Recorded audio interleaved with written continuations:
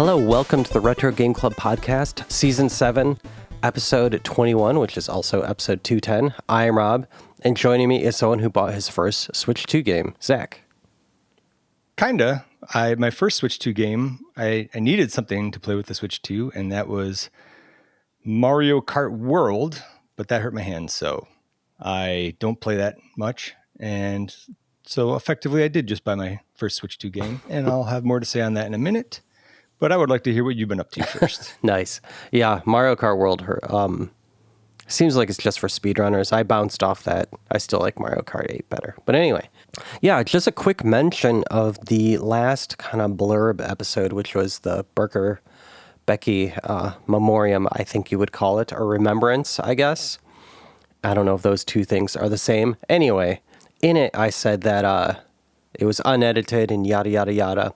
But that is not entirely true. I just wanted to say that I wanted to get it out as quick as possible. And since I was traveling, I couldn't. So the second I got home, I hit record and my kids interrupted me 1,000 times. So it is very edited. And it was, just an apology if it seemed disjointed, because it was. I thought it was really nice though. Oh, well, thank you. Yeah. I'm not good at feelings. Me either. I always tell people I have two feelings, happy and annoyed. I can relate. Yeah, speaking of travel, my family did the Great Australian Road Trip. So my buddy got married in Melbourne because his now wife grew up there. They live in Sydney. And so we decided to make a road trip out of it. If you don't know Australian geography, Sydney is kind of southeast-ish, and Melbourne is south. Like, it's in the southeast, but it's like the southern sea, borders it. You look south at Antarctica from it. And so we did Jarvis Bay, which was amazing. We had wild kangaroo in our yard every evening, which was very cool. Yeah. I would go back there anytime. And just beautiful, like white sand beaches. And I mean, we were the only people you could see. There was no one else there. It was amazing. And then right after that, it got cold. Like the coldest few November days that I think New South Wales has had ever and recorded. Isn't it supposed to be getting hot? Yeah. So it was a very hot October, and then there was like a cold snap. And we happened to be on the ocean for that. We're having a bit of a warm snap. Yeah, we are now too here. But yeah, so, but you're in winter there, so. Right. The rest of the trip wasn't as great because of the cold snap. We got to see some seals, like wild seals, really up close. And those smell really bad if you've never seen them before. Oh, yeah. And Melbourne's fine. I've been to Melbourne before. It's a nice big city with a lot of art and food. But I just didn't.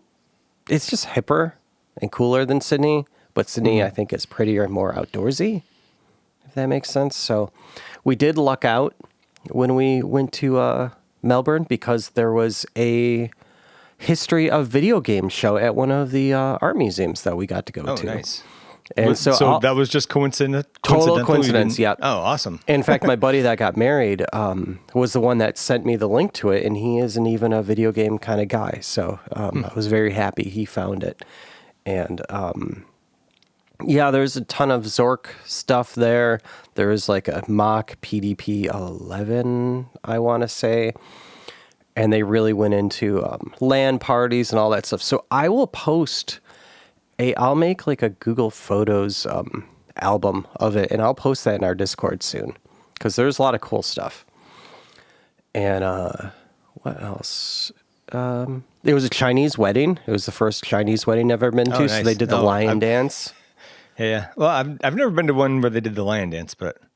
Well, I don't dance, so you should have seen my face when my don't? Yeah, shocking, right? So you should have seen my face when my buddy was like, "Yeah, and we're gonna have a line dance," is what I thought he said at first. And I was like, "What?" If I had to line dance, I could probably pick that up. That's pretty white dancing. But it was a really cool experience. I had never seen that before. And then after that, we just decided to skip our last two spots. Just because they were just to get the kids out of the car. You know, kids Yeah. can only make it like 3 hours. But we did stop at the Ned Kelly Museum. If people don't know, Ned Kelly is kind of Australia's real life. What's his name? I forgot English. Oh my God! Steals from the rich and gives to the poor. Oh, Robin Hood. Thank you. Oh my God! Jeez, my brain. I am so old now. But if I thought about it a half a second longer, I wouldn't have remembered it either. So exactly, okay. Yeah.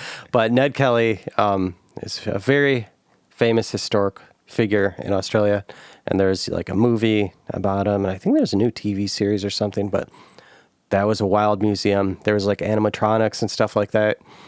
But anyway, we took the coast down and inland on the way back, and I just want to say this is a beautiful country. The inland, just rolling hills. I mean, I feel like it looks like America 200 years ago, except with mobs of kangaroos chilling in the fields while you're driving. Nice. Very cool. Moving on from that, though, Katamari is probably my favorite video game series, and I like every single one of them. And I just got Once Upon a Katamari, and it is straight up a bad game. It is straight up not good. So you don't like every single one? Exactly, not anymore. It's so disappointing. It hurts my soul. Sorry to hear that. Yeah, the gameplay doesn't feel good. The controls are bad. You could get stuck more often. It forces you to leave areas before you want to. The king bugs you in the middle of gameplay, and his stupid face is just popping up in the middle of the screen while you're playing. Yeah, I won't go on about that. But before we move on, I just don't want to forget, I have a question for you, Zach, and for the listeners. Okay. Because we're nearing the end of the year, you don't have to answer it right now, but I want to ask everyone, what was your favorite games you played in 2025? New or retro? And just to help, I'll list mine first. The Gradius Collection was fantastic. Chips Challenge, that's a hard word for me to say. Quicks, Metroid Fusion, and Breath of the Wild Switch 2 Edition. So that was my list of my favorite from 2025. I would have to put some thought into it, so I'll try to do that for the next one. But one that does come to mind as just being something totally outside of anything that I would normally play, and I just got super into it, was what was the one Bovine Divine picked? It was like that rhythm game on the Wonder Swan Color. Oh yeah, none of us could pronounce it. It's got a funky name. Yeah, whatever that one is. That was really interesting. I would put that on my list. So I'll try to remember to do something for next time. And speaking of Bovine Divine, we got a lot of great feedback from his FM Towns episode. So thank you. Shout out to him. Great episode. Hope you come back. You're welcome back anytime. Here's a little more. It was really good and interesting. It was, yeah. and I enjoyed it. And I hope he comes back more. He's really good on the show. What have you been up to? I've been talking a long time. Yeah. So for Thanksgiving, I live in San Diego. I'm not doxing myself too hard there, I don't think. And originally from upstate New York. And for Thanksgiving, we usually go back. This year was no exception. Which I don't like making that trip because you cannot fly direct I have to fly into Albany. You can't fly direct. It's kind of a bummer. Yeah. But we made it, and we just decided we need to do something because we don't do anything anymore. We're always just too busy. So I was like, well, it's a 3-hour drive to New York City, or like, a 2.5-hour drive, and then you take the train in, right? So that's what we did. We took just my wife and I took the kids into New York City for their first time. We've been there before, and it was awesome. The little guy was a little freaked out at first because you get out of Grand Central, which we couldn't figure out how to get out of Grand Central. Like, sorry, I haven't been here in 10 years. Sorry. Yeah. And once we made it outside, it's Times Square. It's super busy. There's, people moving quickly, being allowed. And so he was like, I want to go back. But we convinced him to keep going. We're like, you're fine. You're with us. We're just going to keep moving. We got to take a short subway ride uptown. We're going to get out. It's going to be a lot calmer. And when we got there, he was much better about it. Stayed in a pretty nice hotel in the Upper West Side and near Central Park. Spent a lot of time walking around there one day.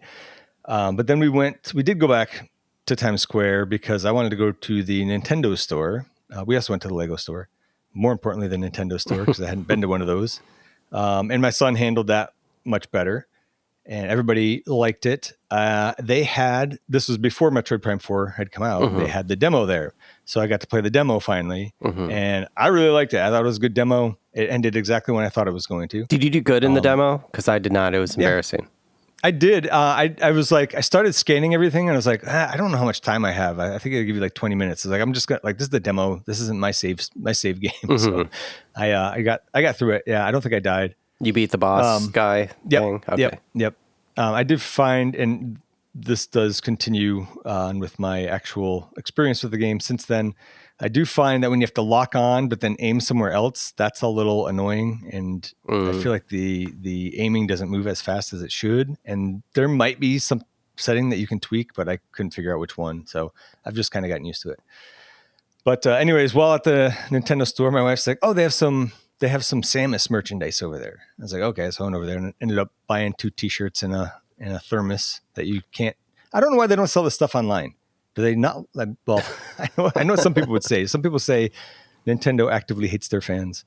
And I'm starting to believe it, but yeah, you can't buy that stuff online. And then since then they've announced even more stuff. They have like that arm cannon pillow, but you can't order it online. Wow. Yeah. And I'm not going to pay somebody twice as much for it on eBay or whatever. So, but that was fun. That was a good trip. Made it back safely. Were there any in New York, any celebrity sightings or New York type moments? Other than eating pizza and bagels, no. Okay. That's a very New York type moment. Yeah. Yeah. But it was like the first time the kids had New York pizza, they loved it. They thought it was great. I also thought it was really good. And we got really, really good bagels. And then they took the seeds off the everything bagels and fed them to like ducks and geese in Central Park. So it was fun. Nice. So since then, Metroid Prime 4 has come out. I've had a little bit of time to play it, not as much as I would like. Maybe a couple of hours. I am enjoying it very much. It's a beautiful game, and it sounds great. Before I go on, I will say that I'm going to say light spoilers, but like I'm not that far into it. So if you don't want to hear spoilers, go to the next chapter. I put chapter markers in these. So go to the news. I'm not saying anything else besides Metroid Prime from here until the news. But the design, after you get past that opening stage, right, you get blasted to some. Is that what the demo is? Is the demo the opening? Okay. I didn't know where I was in it. Yeah. Okay. And then, though it wouldn't be unlike game companies to give you a different part of the game, but that's the exact opening part. And then, the screen flashes away, and then you wake up in like this kind of desert area, and there's this, they call it the Chrono Temple, I think. And you can cut this if you want, but everything looks like a vagina in this game, in this area anyway. Everything is designed after that part of the female anatomy. There's a lot of folds. Not a problem. I love it. It's great. But it's funny because it's just like, wow, they just really went all for it. And there's even like at the top of these doors, there'll be like a button on the top that you need to scan. Wow. It's right on, right? And then you do get, I had heard that there's like an annoying side character. And then I got to that part and I thought it was going to last much longer. He doesn't hang around too long. He does check in with you a lot, but it's not too bad. But I don't like there's a little bit of a what do you call it, where you got to like protect the other person. No, I'm an escort mission. Yes. Basically. Yeah. So there's a little bit of an escort mission, and then like once you get through like the difficult part, you get to another area that it's got the same design, we'll say, as the Chrono Temple. And he has a line where he goes, "It's beautiful. I've never seen anything like it." Nice. I was like, well, I'm not surprised, buddy. But anyway, yeah, he buzzes off for a while, and I think it's good. It's a good game. I think it's really difficult suddenly. And it's a little bit linear. I feel it's a little bit more like Metroid Fusion in that manner, where you don't really have a lot of exploration at this point. A lot of people are comparing it to original Zelda games. So I think that it's going to get like that. Like I just got the motorcycle and I haven't got it out of the area that you get the motorcycle in. I'm like, I have to go to like all these towers and turn stuff on. And that sounds boring, but it's really cool. But they also make it super difficult. But I've been talking to your friend Jordan, our friend Jordan, in DMs, because he's further along than I am, and he was telling me a little bit about the open worldness of it. So I do suspect it will be a bit more like a Zelda game once I get out of this area. Cool. Hopefully, if you have time soon to really spend. Yeah, I've been getting up early to doing it, like 20 minutes here and 20 minutes there. So good. I can't wait till you beat it. I want your full review. All right. Yeah. I mean, so far I like it a lot. I don't expect it to be better than the first one. I'm hoping it's better than the third one. And I like the second one a lot better than I thought I did. Oh, wow. So, cool. We'll see. Have you recently replayed all of them? Yes, I didn't make it through the second or the third one just because I was doing it on old hardware and it wasn't as fun. I would rather have them do remakes. Yeah.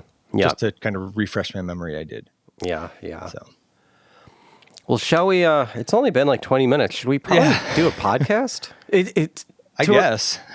In our defense, we have not recorded in a very long time. That's true, because we had that bonus episode. That's right, yeah. Well, the first one is amazing. We had a few people write in about this. It's the Zork trilogy is now open sourced by Microsoft. It's just awesome. I had a buddy who was into Zork as a kid. I remember he had it on his Apple II. Like reading was never my thing, so certainly not. It was the first 3 are just text based, right? Yeah, maybe even the first 4. So I would guess that's the Zork trilogy, right? But I'm always in favor of open sourcing stuff, and I did take a look at the code just a little bit, just to see if I could understand it at all. The zap files. Yeah, it's pretty interesting, but I couldn't find what I thought would be like the root, like the file, the engine that runs it. But I found like all the stuff for the queries and the inventory list and stuff like that. Yeah, you were looking for the main loop. Yeah, basically. Yeah, but I didn't look that hard either. Well, I do beg our listeners to go check out this GitHub. So we're linking to an article that links to GitHub. It's called Historical Source, and there is so much here. Other than Zork, they have Sinistar, they have some 3DO games. I'm curious about Sinistar now. I might have to go look at that. I'm wondering. I don't know what the architecture is. Oh, 6809 source code. Yeah, I could probably understand that. Yeah, see if you could get it to compile. That'd be cool. It's in the in the Wikipedia. They link to that historical source GitHub for the source code. That's interesting. So cool. Yeah. Yeah. Let's see. Oh, this is one I wish. This is why I wish we recorded earlier, because this one came out like right after we recorded. And I do think this is the story of the year in terms of retro. So if you collect ROMs, you know what EXO-DOS is. EXO-DOS. It is just a giant collection of DOS games, abandonware, and stuff you can purchase. And it makes it wildly easy to load any DOS game. You don't have to do any configuring. You could choose between, what kind of sound card you're using and all that stuff, what processor you're using. It's just amazing. It's curated so well. Anyway, the guy that did that he has Windows 3.1, EXO Windows 3.1 or whatever it's called. Now there's EXO Win90X Volume 1, which is 1994 to 1996 games. And this is really hard to do because of the way Windows 95 works. It would have made this package way bigger than it is. But they figured out how to dedupe a lot of the data, and they brought it down to a measly 262 gigabytes. Wow. And that's just for 2 years of games. Yeah. Yeah. Okay. This is a huge story. It's fantastic. There's a lot of crazy games for this. It's just a fun time in gaming. It was a fun time in computing when, 95 came out. I do want to say that they did some metrics on, I forget if it was ExoDOS or Exo Win90X, but only 3% of these games are available to purchase in any way now. So it's not like blatant, copyright infringement. It's all abandonware, So please, I beg you all, get into this. There's a cool front end when it boots up. You literally see it boot into Windows 95, so you'll get that nostalgia factor. Yeah, very cool stuff. So we can expect you to be picking some Windows 95 and Windows 98 games in the near future. Eventually. I still need to get through. I still want to pick some stuff on my Evercade and other collections I have too. So yes. I'll pick Solitaire. Exactly. Yeah. I wonder if we did that. I feel like actually, as I said it, I was like, you might have picked that before. I could see you picking that. Yeah. Another weird story. This is I'm reading this title word for word, and it's won our award for longest title ever on this podcast. So let me take a big long breath. Let me clear my throat. Peter Jackson's King Kong, the official video game of the movie Modder, just released a fan patch for Peter Jackson's King Kong, the official game of the movie, to celebrate the 20th anniversary of Peter Jackson's King Kong, the official video game of the movie. Wow. Yeah, I'm kind of dizzy after saying all that, but yeah, there was 20 years ago, there was a King Kong game that was okay. It was fine. It was a good movie. I never played the game, but yeah, I did like the movie, and the game got mixed reviews. I think I like it more than other people do, and this modder really updated it and brought it back to life. So, yeah, from what I could tell, it was like a widescreen patch. I don't know if there was more beyond that. Maybe some, and I think better assets to pull in. So, this is a PCGamer.com article, so please go and check it out. If you play this, please email us or Discord us. Let us know. Because I am probably not going to have time for this. I already have 262 gigs of Windows 95 games to go through. That's right. And another this is kind of the opposite. This links to video game Esoterra. I can never pronounce that correctly because he says it's so funny every time in his YouTube videos. But this is a YouTube link. Super Mario 64 Decomp gets ported to PS1. So yeah, it's Super Mario 64 on the PS1. And what are your thoughts on this one? I took a look at it, and you had said something about that is proof that the N64 looked better. So I kind of read that. I read that before I looked at the video and went in kind of already with my expectations. It's definitely impressive, but I agree. And I think that the N64 should be better than the PS1. It came out a year and a half later, so it was a newer system. There was a little bit of an advantage there. It had twice the RAM, and was expandable to 4 times the RAM compared to the PS1, right? Totally. And the PS1 only had 1 megabyte of VRAM, while the N64 had unified memory, so it could use up, theoretically, it could use up all of it. But yeah, I mean, it's an early demo. It looks a little janky. I don't know. Maybe he can improve it. I just don't know in the end if he could possibly make it look as good. I hope we hear more about this. I hope we see the final product. And it just has I think I'm just bitter because I put my stake in Nintendo 64, and PlayStation was just PlayStation just won. You know what I mean? So I don't know. We'll see. It just has those PlayStation 1 jagged edges.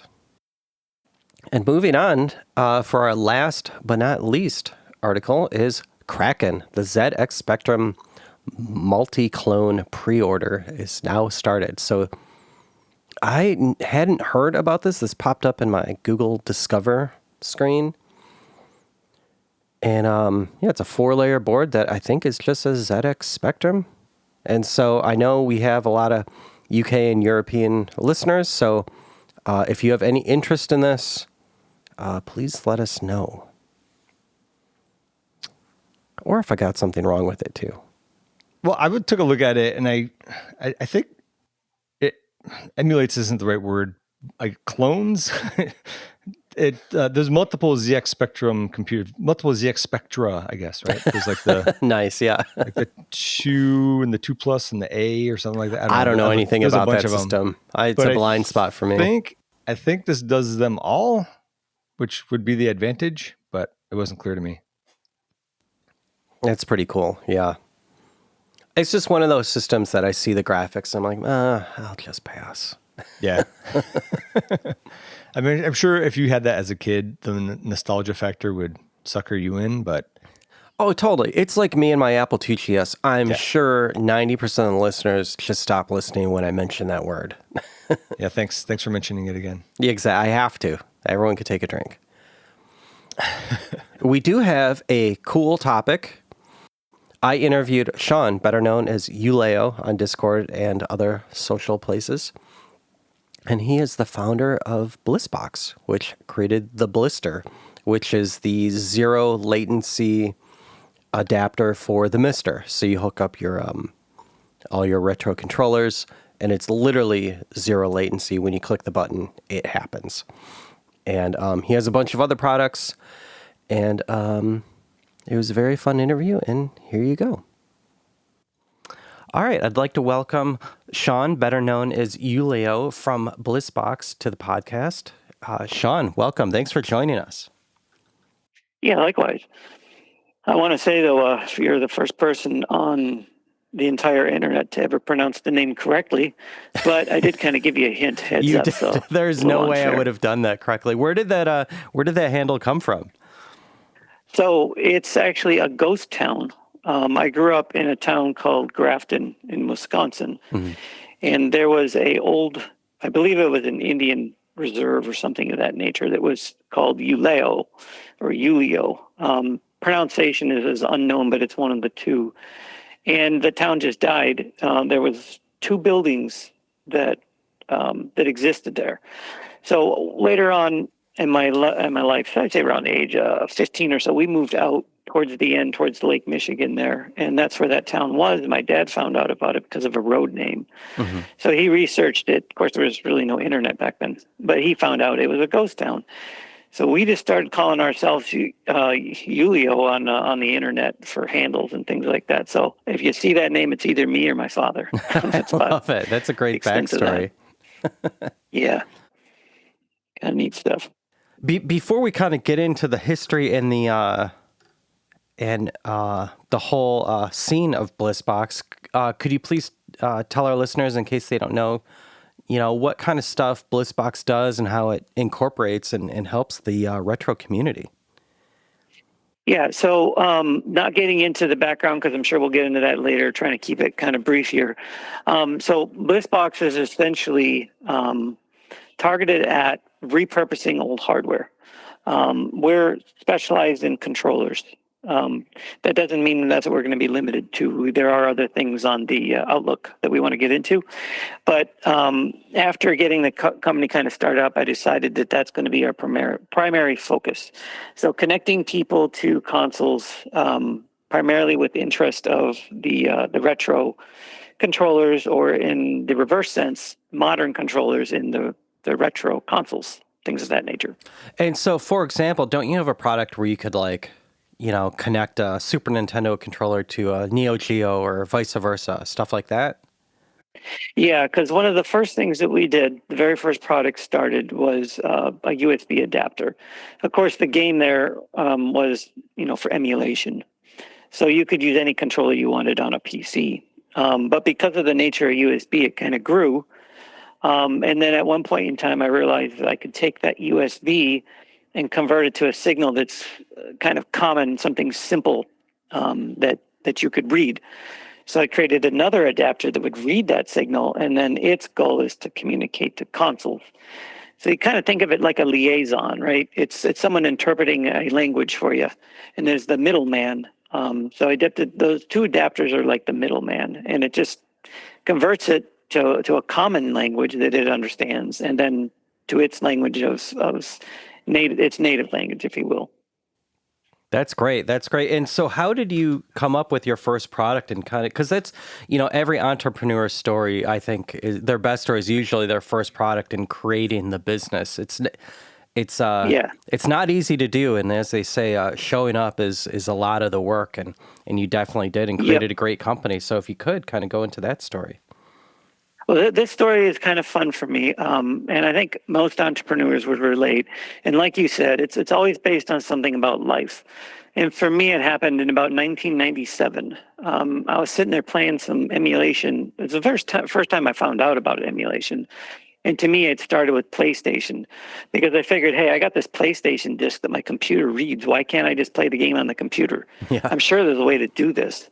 And then sure enough, I found out about PSXMU. So I kind of started doing that. And then I found out all these other things like Nesticle. And then this N64 emulator was coming out. And then there was some ZNES was out. And it is kind of neat. So I started learning about these different emulators. And I was playing with, keyboard and basic controllers and things like that. So I went to Best Buy, and lo and behold, Gravis had these clones. So a controller that looked like PlayStation, that looked like the N64, that looked like, et cetera. And I bought them. And then when I got them home, I realized, well, I gotta need 4 of these, because I want my buddies to play the games. And like the N64 had 4 players. So in some cases, I'd buy 4 of them. So it started to really rack up in price. But there was really no option. So I had a buddy come over. Now you gotta picture that this was in Lexington, Kentucky, and this was one of those straight up country boys. Really didn't have any, sharp intellect. You could throw him in the middle of a forest, he could bring back a deer ready for dinner. He could probably arm wrestle the damn thing. But you put him in a city atmosphere or whatever with technology, and he doesn't know what he's talking about. But he said something to me. He's like, okay, smarty pants, because he knew I was into kind of the tech field, and he wasn't. He's kind of a redneck, right? So he looked at me and goes, all right, smarty pants, why are you using that controller? Why aren't you using your N64 controller? I'm thinking that for a second. I'm like, that's the dumbest thing anybody's ever said. How the hell are you going to do that? He's like, huh? I'm like, think about what you have to do to accomplish this. And he's like, can we get back to playing the game now? Because you completely lost me. I'm just trying to suggest something. I don't know what's involved with this. What are you looking at me for? So it's kind of like it was an awkward moment, because it was like, it's an interesting concept, but it was so far-fetched that I was like, that's just the silliness. Mm-hmm. But over the years, it kind of had this echo in my head about what he said. And I'm like, that's actually really practical. Because first of all, it would save people a lot of money. People's doing what I want to do. And secondly, it's actually a really cool idea. I mean, why can't we do this? So I played with the concept and the idea for a few years, but nothing ever really clicked. Until one day when these adapters started coming out of the market, it's a few years later. You've got the N64, you got the PlayStation, Super Nintendo was coming out. And now I'm thinking, maybe I should have listened to him, because now somebody's got a market that I could have had. But I wasn't really in the entrepreneur brain set at the time. Mm-hmm. That really wasn't really important to me. What was important to me was having fun, drinking with my friends, having a good time, and playing video games. Mm-hmm. But what really attached me to it was just the fact of how much money you could save and how cool the concept was. So 2007 was the eureka moment. So what I did is I bought a bunch of these controller adapters, and I made a USB hub switch. So I wired it all up. so that you would rotate the switch and it would drop the connection and then it'd pick up the next device. So you could switch it, but you still had to buy people's N64, Dreamcast, whatever, all the different adapters out there. It was just switching from one USB to the next. So it's kind of a cool design, but you didn't really save any money. But it was for me. I just made it for myself. And then I stumbled onto RafNet. So a lot of people out there know what RafNet is. And when it comes to controller adapters, if you really, really want, the Cadillac, it's going to be BlisBox or RafNet. It's one of the two. Everything else out there is either stolen open source code or sloppy code or something that they just made work. They packaged it and they sold it. An Alibaba special? Say again? Like an Alibaba type situation? Well, somewhat. Mayflash, and I hate to stomp on people. If you like Mayflash, hey, that's great. They do make a lot of really neat adapters. But where did they start? They started by cloning somebody's work, and then they sold it, which is illegal. But I know they did it because there was a bug in their adapter that matched the bug in this open source adapter. And you're not going to recreate a bug. Come on, guys. Yeah. So that's not the first time I've seen that. There was a lot of other adapters. Retrobit did some stuff. But really, I mean, if you look back through, the history window, you're going to find out that RafNet and BlisBox pretty much were the two pioneers. They were really the ones that did it right. I know I'm kind of speaking in third person here, but and the reason for that is because RafNet started this. And then I talked to him. His name is Raphael. And I said, so how are you doing this? What are you doing? And he said, download this code here, take a look at it, see what I did. And so I made it. I made his version, and I had, 4 of these adapters working. So I was like, well, that's kind of neat. Now I know how this is done. And from seeing what he did, it was nothing that I couldn't handle. Yeah. So I decided to just start going from A to Z and taking this up on my own. And I just made an adapter that supported everything. He was very, very strict about using his adapter. He wanted to use his as a single solution adapter. He didn't want to do any of this multi-adapter stuff. And I was telling him, I think that's the way to go. And he didn't agree. So we had an opportunity to work together, but we didn't take it. And the way that he views work is everything should be up and free. Everybody should learn from it, and nobody should ever profit. That's really his outlook. I respect that. But my path led me down a different road, and I have a different reason for it. I feel the opposite. I feel that one person or one company should own the entity and should keep that code closed, and they should improve it and make it the best they can. And the reason I say that is that any open source project that you go to, you're going to run into the one big flaw, and that's accountability. You can't make somebody accountable for something if they don't have any stake into it. So if they lose it and they don't lose anything, then there's no accountability. So it's kind of the sense that if you want to hold somebody to something, then they have to make money on it, so they have something to lose. So people can approach me and say, look, your adapter doesn't work here, or I want it to work, or I'm looking for this feature, or can you improve this, or can you do better at this? And then my answer is going to be yes. Yeah, I'm a company. I have a story about that, if I can interject quickly. We met because I bought a product that we'll get into later that I wouldn't say I found a bug. I thought it was my fault, and I think I sent you a log or something, and it was for a Neo Geo, like the Bean kind of controller. And I don't know if that's the Geo CD or what, but you responded back saying like, hey, I'd love to fix it, but I don't have one of those controllers. And I said, well, I do, and I'll ship it to you. And usually when people, sometimes that's crossing the line, but you were like, yeah, sure. Here's my address. Send it down. And I sent it down. Yeah. Within a week, I think you had it fixed and said, hey, it'll be in the next firmware update. And you sent it right back. And that's when I fell in love with the BlisBox community. Yeah, you're not alone, and I don't know why that is. The way that I'm just created that way. I'm not gonna let that go to my head. But I've heard that many times. There's a guy that runs a free giveaway service. He said the same thing. He says, the The exact, literally verbatim what you said. He says, I contacted Sean. I told him that this was broke, and within 3 days he had it fixed. Hey, that's great. I'm glad that people are getting what they expect. But, you got to think of big companies that can't do that. And that's where I think the greed comes in, and that's where companies fall apart. You can't call Microsoft and give them your hard drive and tell them to fix the OS. They're not going to do it. They don't have that kind of time, right? But small companies, they can get away with that, and not all small companies will do it.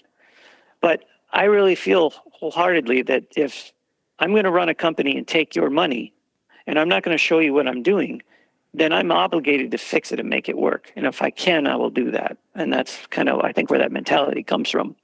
But And then how did you get into the manufacturing part of it? Because a lot of people would say, like, I made this design, but again, like the internet wasn't as mature as it is today when you started your business. So how did you like figure out like, okay, now we have to build this thing? Like do you have experience in building stuff like that, or did you just learn on the way?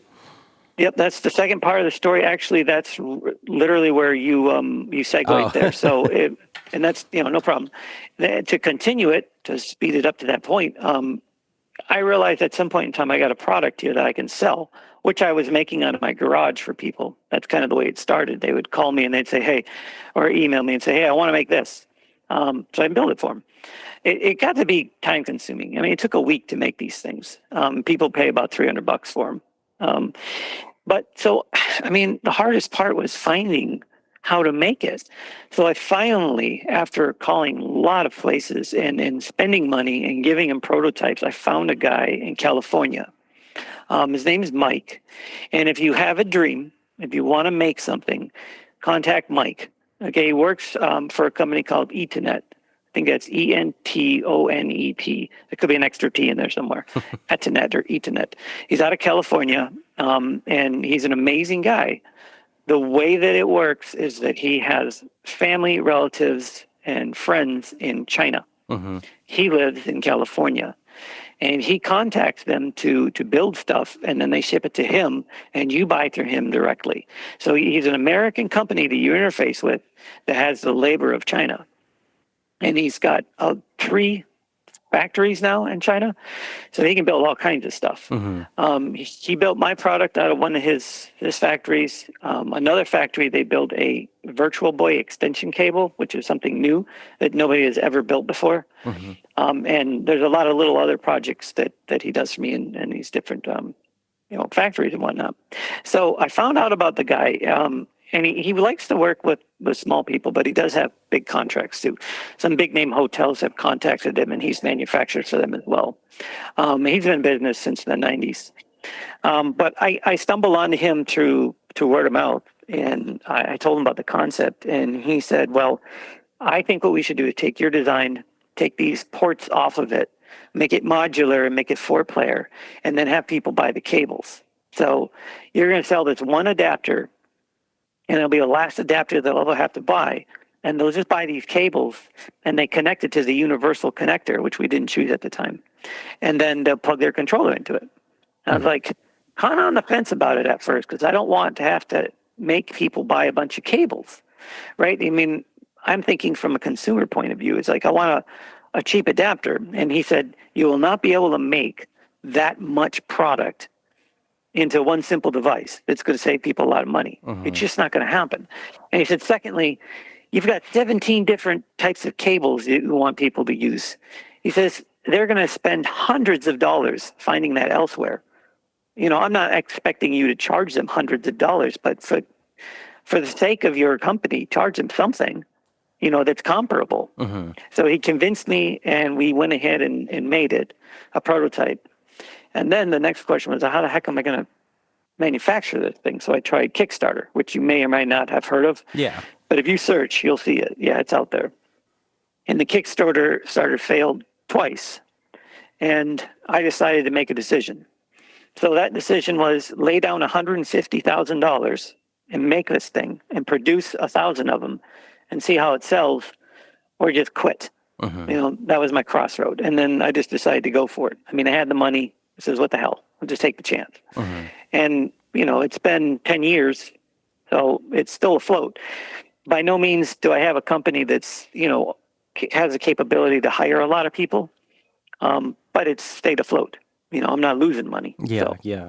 It worked out. But yeah, that's how that all came to be.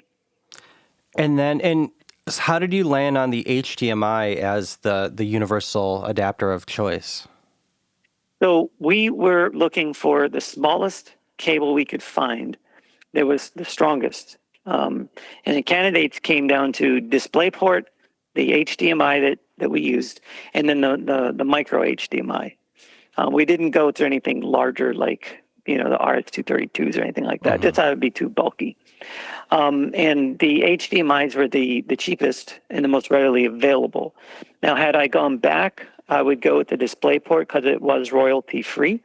But knock on wood, to this day, HDMI Forum hasn't docked us and said that you owe us money. And the reason for that, the explanation I was given is they said, you're not using it for audio or video.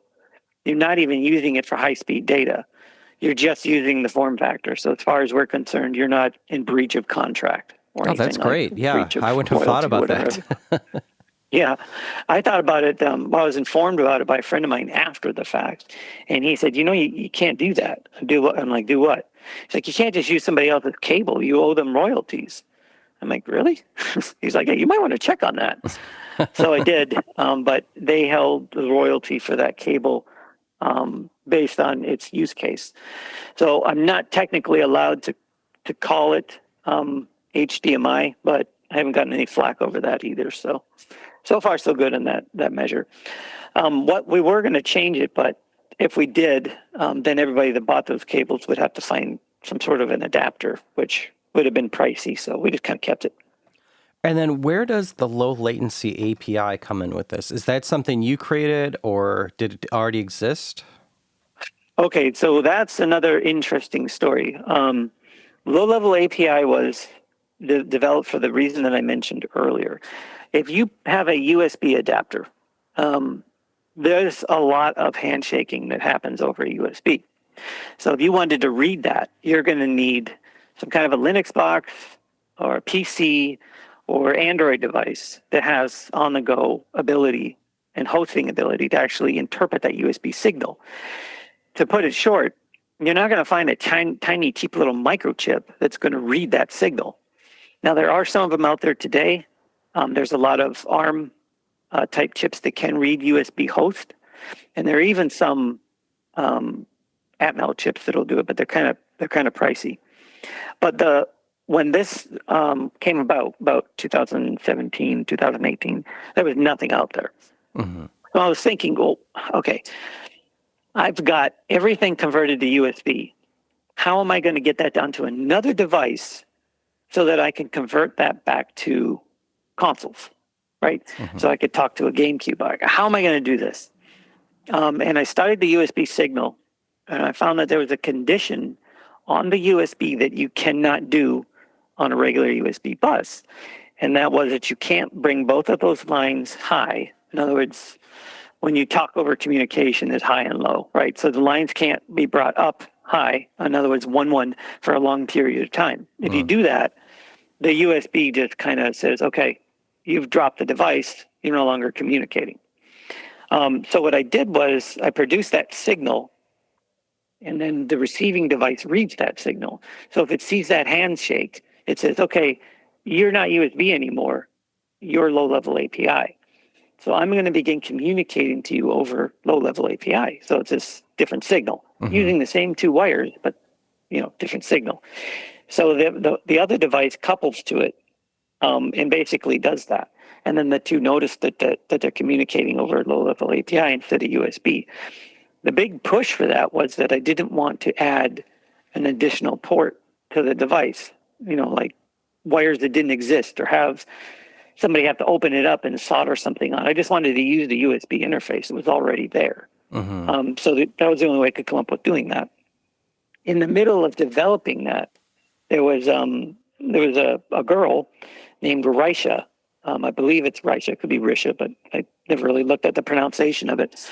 And what she did is she worked on the MultiClone project. And really intelligent really intelligent. I hate to sound sexist, and that's not where I'm going with this, but I did not know that was a girl for at least the first 8 months of talking to this Well, person. that's fair. In this hobby, it's got to be, Yeah. it's 99% men. At least it was the last time I It checked. is. So it's an assumption Yeah. that sometimes you just come to, Yeah, exactly. And I did.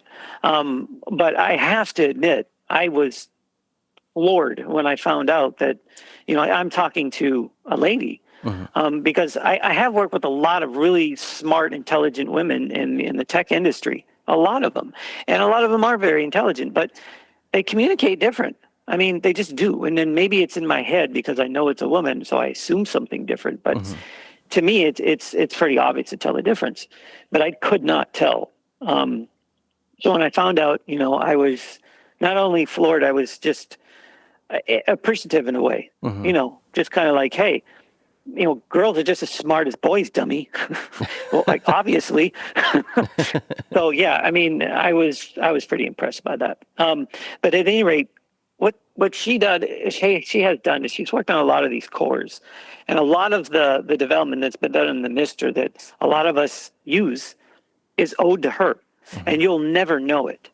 And that's the other thing about her that just blows me away is the humility of this person. And I even told her, I says, well, why don't you get a job, building FPGA processors? And she just said, I don't really have any interest in doing that. Like, you realize you'll be making like 300K. I mean, these people aren't cheap. I can't do it. It's over my head. I've tried. It's just not anything I want to get into. It's a mess, but she does it. And what impressed her was the ability to get full access to all these controllers into the MlisSTer with 2 wires. That blew her mind. So we had an instant respect for one another. She completely admired what I do, and I admired what she does. And I didn't really know anything about MlisSTer. She kind of explained to me what it was. I said, yeah, that sounds cool. But she already owned the Bliss box. But I guess she found out I was working on the bridge, which was low-level API. So we started to work together, and we developed something called, they're calling it low latency API. So again, one of the problems with working with younger people or untrained people is that they don't do things that the professional, I guess you should say, environment does. So one of those things that we all know, developers know, that you never take somebody's code without asking. You always credit somebody. It's a respect thing. But if you don't do that, you're not going to know that, right? Yeah. So she just kind of started taking the code and writing it.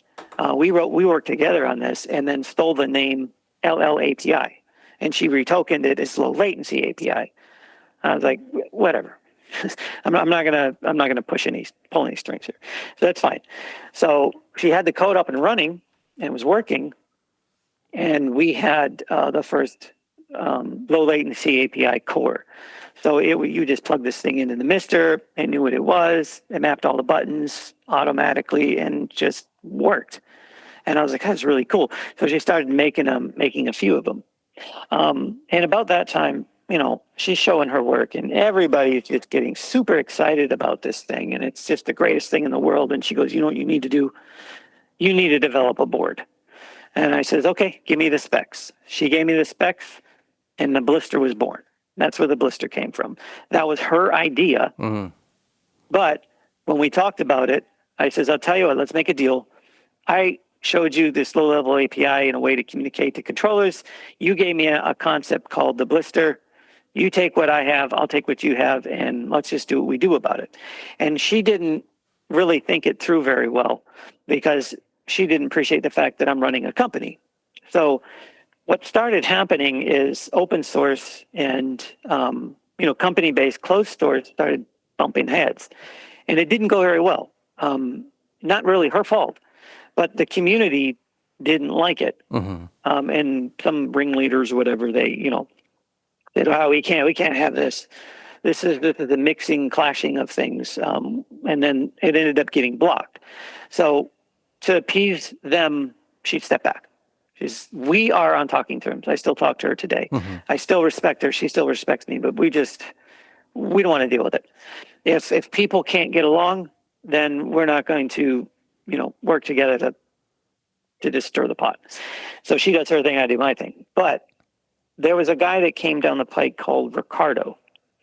And if you buy anything MlisSTer related, you probably know who Ricardo is.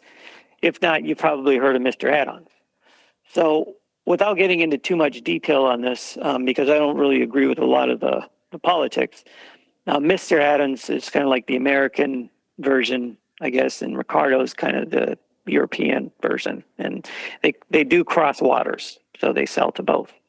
But Ricardo is very into the MlisSTer community, and he decided to take over the low-level API development. So he's the one that allowed it to be continued. But as you can imagine, I'm not going to get involved for a number of reasons. Mostly said already, but I can't deal with that type of language. I'm not good with it, and I don't work with open source stuff. I just don't. That doesn't fit my time schedule very well. So he's kind of taken that up. So low-level API is still very much in the works, but it is very, very incomplete. What she was able to do with it was read it, auto map it, and then she did make the Nintendo Zapper work. So you can use the NES gun. But Snack came along and kind of replaced that. So most people just, if they want something special, they'll get a Snack adapter. But the low-level API is still there, still used, but you can't use it on the main core branch, I guess is what they call it. So what? So you have to fork so it. the BlisSTer is what I use, the MlisSTer BlisSTer, and that's how we met in your Discord, and I'm a big fan of it because as anyone that listens to this podcast, my main console is TurboGrafx 16, and what no one ever gets right is the turbo settings timing in emulation. And so with the BlisSTer, it feels flawless. There's a few games I used to test it with, and it feels flawless. And how does that happen? Like, what? I guess let's start with, like, what's the quick difference between like how USB works, Snack, and low latency API? Because it really does feel the best to me. Yeah, so they're all different, and they all have their own purposes, and there are as such. Okay, so let's start with Snack. Snack is what, for the lack of a better term, is the real thing. If you want 100% accuracy from the hardware, the way that the video game saw it, use Snack. So in other words, it's going to look at the adapter, it's going to bypass all the overhead, and it's going to talk directly to the device itself. So I'm an N64 game, I need to talk to the N64 controller. Snack's going to let you do that. It's going to bypass everything. But you only get one player, and you can only use N64. But you can do Mempack, you can do Rumble, you can do multi-taps, all that stuff will work on Snack. For TurboGrafx 16, same thing. You get the one port, the one controller, the multi-tap, but you can't stick anything else on there because TurboGrafx 16 doesn't know how to talk to SNES. So you're limited there. But if you're the purist that you just want to play like it was on the console, that would be the way to go. The runner-up is going to be the BlisSTer. So here's what ties the BlisSTer into the console and why you notice what you're noticing. So what it does is it actually, the game pulls the controller. If you were to go under the TurboGrafx 16 right now, you would run it, you stick up some wires in an oscilloscope, and you looked at it and you saw what it was doing. You're going to notice it's signaling to the controller, give me what you got, because I need to draw in a few microseconds to the screen. So I need to know what are your states, what buttons are being pushed down. And then it gives that information to the console, and then it takes a rest. That rest depends on your refresh rate of your monitor, because the game was designed in a loop. And the loop is based on the refresh rate of the monitor. That's not a rule of thumb, but that's what every video game does with very few exceptions. And I'll get into that exception in a minute. So you'll see it once every 16.6 milliseconds on NTSC asking for the controller. So this is what kills people. Nobody can get their head wrapped around this. They all complain about latency or lag, right? Oh, my controller has 4 milliseconds lag. I don't want to buy that. Oh, that one has 1 millisecond lag. Oh, I'll buy that one. Okay, news for you. The original console had 16 milliseconds lag. Nobody cared. But it doesn't matter. That kind of thing doesn't matter. You could pull it at 100 milliseconds and nobody would care. The fact of it is that when the console needs the payload, it needs to be able to talk to the controller, get the information, and then deliver it. And then it can sit there for as long as it wants until it's time to get the payload again. And that's what low-level API is doing, because the core is telling you, hey, go pull the controller, I need the information. So it pulls it, gets it ready, and then it goes to draw it to the screen with the current state of the buttons. The problem with USB is that it can't tell the USB what to do.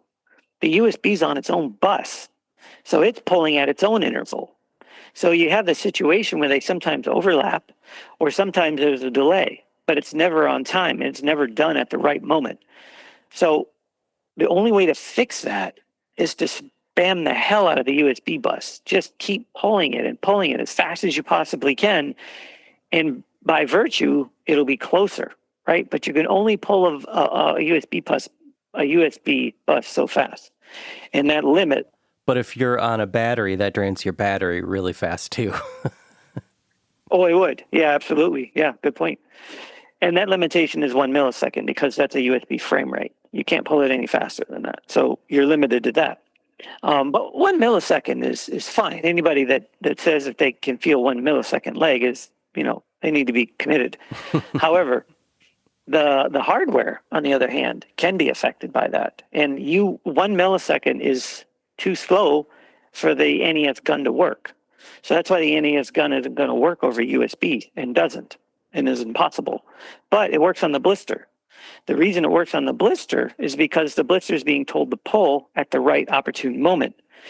And Raisha actually sped it up to pull even faster. I think she did something like 40 microseconds, or it's just insane how fast she's pulling this thing. But you can't do that over USB. It won't let you do it. So it won't work. So that's the difference between the three. And the USB fast pulling is a hack that was supposed to satisfy the community with latency, because there was a huge latency problem, and BlisSTer was solving it. Everybody was so happy because it was so fast. And then the guy that runs the code was like, well, I'll fix that. I'll make USB work. So he came up with this fast pulling hack for the USB, which for the most part, solved the latency concerns. Mm-hmm. But it still won't work with light guns. So still the turbo on TurboGrafx. Just if you know the TurboGrafx, a few of those games as well as I do, like any difference. I'm not speedrunning or anything. It's just the turbo rate. Yeah, it's not the same for sure. The 100 milliseconds can, a millisecond can really affect things like turbo, but it's all about timing, and when you have a USB that does its own rules, you're not going to be able to control that. You just can't do it. And then, so other than the examples I gave, my very specific examples I gave of why I love the BlisSTer technology, LLAPI, do you have any suggestions on, other games and types of games? You mentioned light guns and stuff like that, that would benefit from something like this. Well, the main thing about the BlisSTer that the community fails to understand is the following. Number one, it's a USB hub. So it has both modes. You can use it with the regular core. You do not need low-level API core to work with the BlisSTer. Mm-hmm. A lot of people think that. I don't know why they think that, but that's not true. It is a USB. You don't have to plug it into the serial port and use low-level API. Just use it as USB. If you do have a low-level API core, it switches back and forth. So if you're in the menu where it doesn't support low-level API, to navigate it uses USB.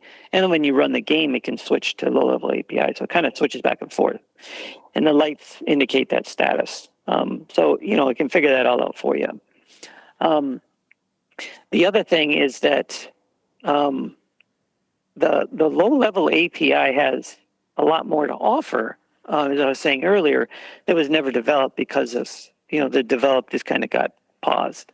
Ricardo has never taken the leap, but there are some other developers that work on it, but nobody has really tried and made a full attempt at these things. And they're kind of neat. Like, for example, we would be able to read and write to the Nintendo 64 cards through low-level API.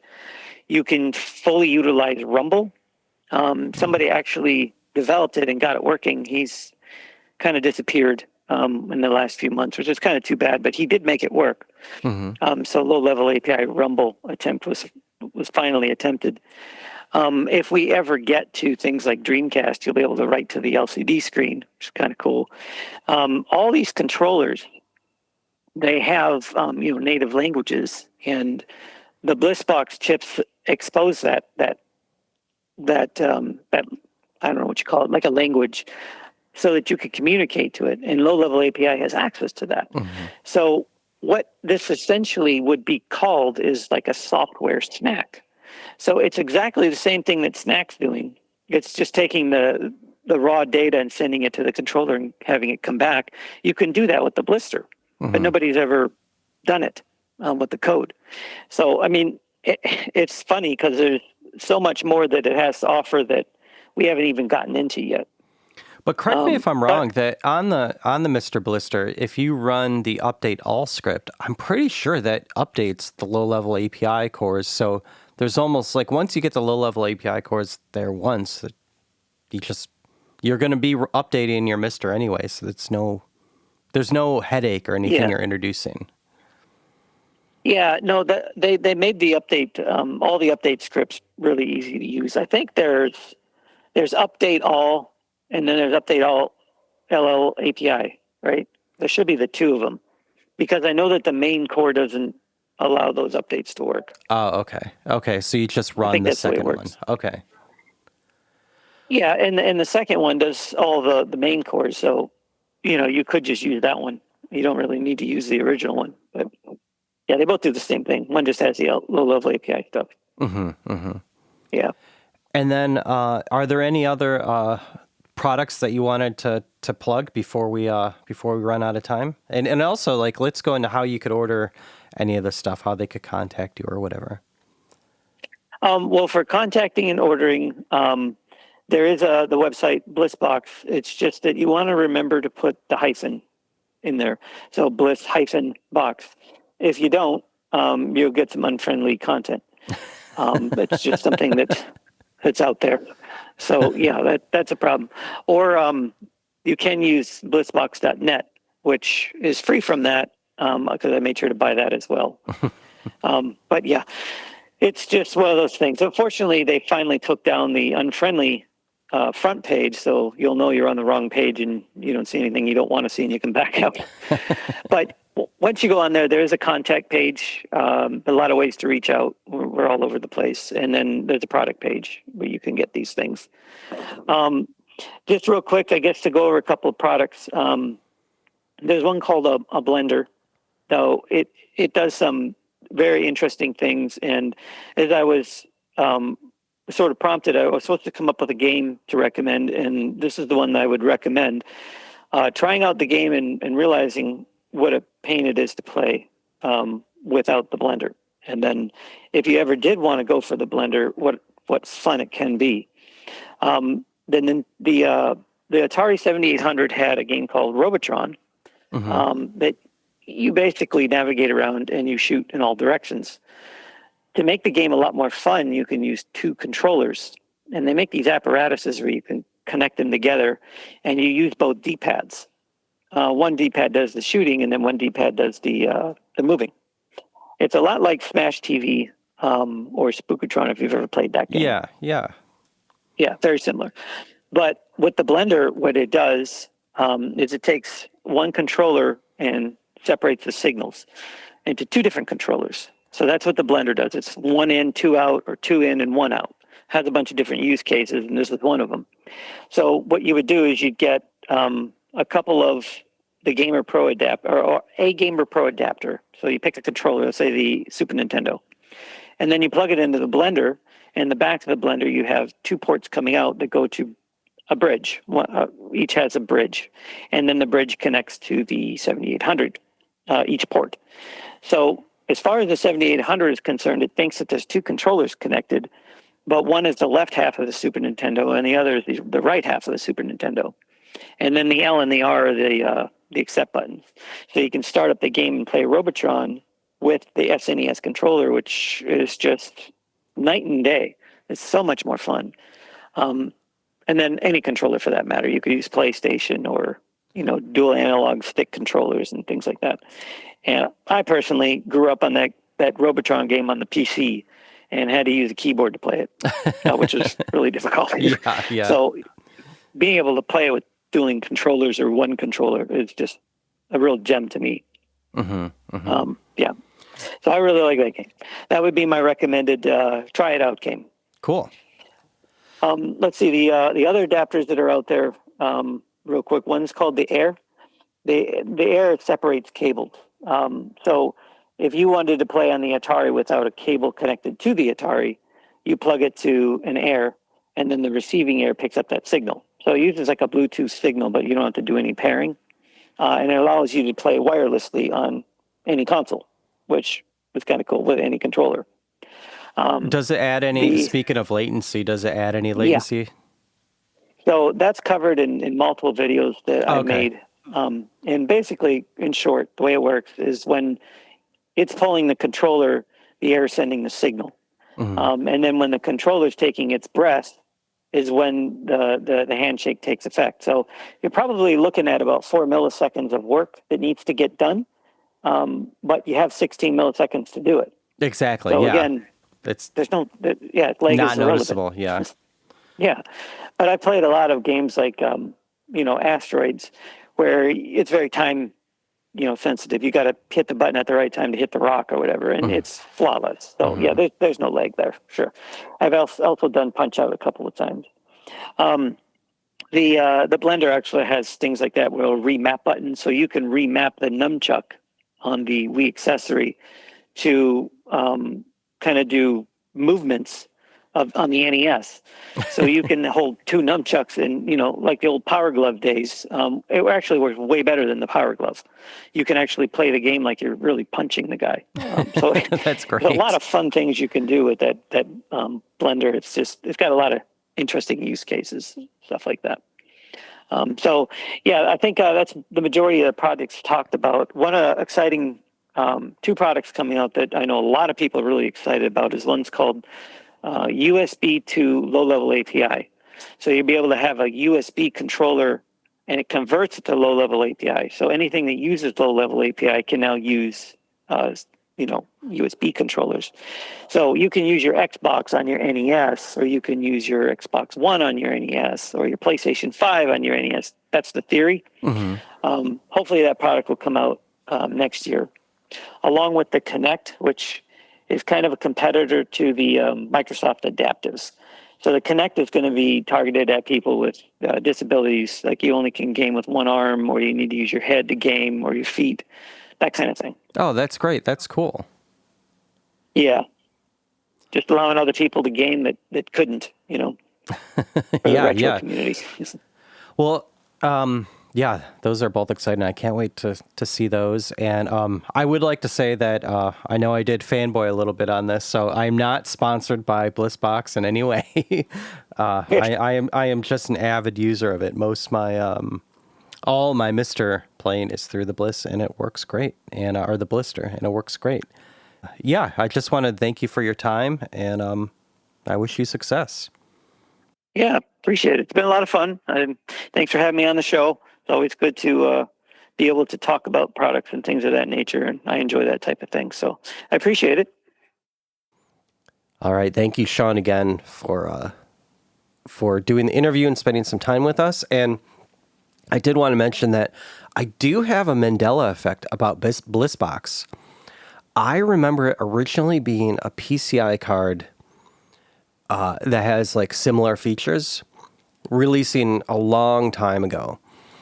And my brain is definitely just combining 2 different memories So if anyone can think about what I might be remembering, I almost think this is like a Pentium or Pentium 2 era product I'm thinking of. So let me know if you have any ideas. But again, Sean, thanks again for the interview. I always love talking about this cool hardware stuff. And I do want to say that the BlisSTer community is one of the most helpful and welcoming communities I've ever been part of on Discord. So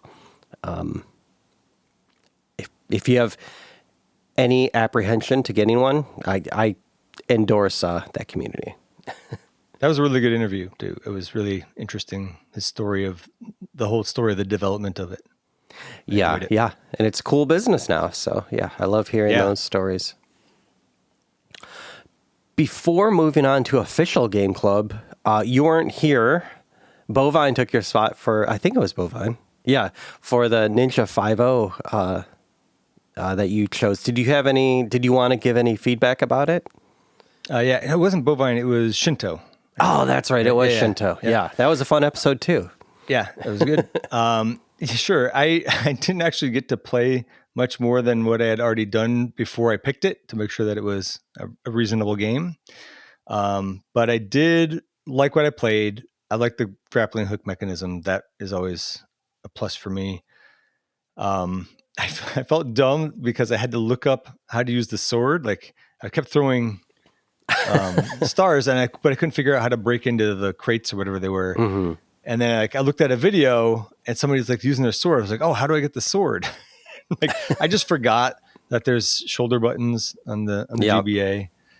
So you use the L shoulder button for that. I do that. You get a pass on that for sure. Cause I'm holding up my analog pocket here and it has the shoulder buttons, but I usually have one of the adapters in the back and all the adapters cover the shoulder buttons because I think only the Game Boy Advance is the system that it supports that has shoulder buttons.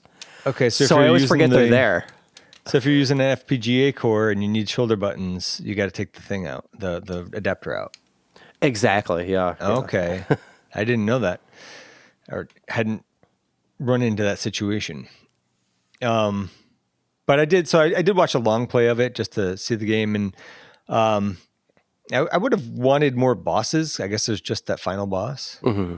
But other than that, it's a great looking game. Looked like a lot of fun. So it does make me a bit sad that it's such a fun concept for a game, and they executed it flawlessly. Like, liking the game or not liking the game, I really think they pulled off what they wanted to do. Yeah, and it was a very likable game, and it sold like 10,000 copies. That's a shame. So it deserved to sell more than that. Yeah. Exactly. So that kind of made me sad. Moving along to our official of this episode games, Shinobi. So this is my pick. I couldn't believe we never picked it before. We did Revenge of Shinobi, but not this one.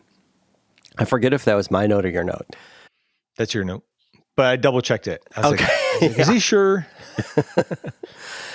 It released November 16th, 1987. And it was by Sega R&D 1.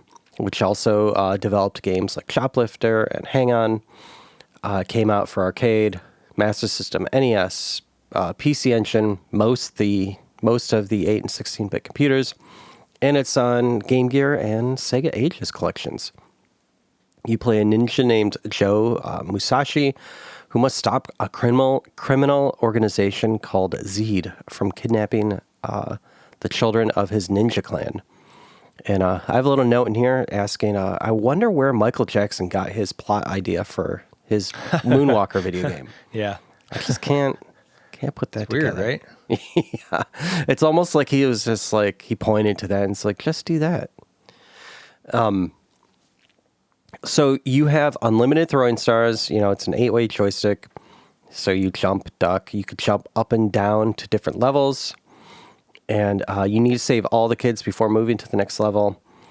And it was definitely inspired by Rolling Thunder. Not that I was there during the development of this, but I'll put money on it. That jump over the railing was very satisfactory. I mean, I think it works better here too.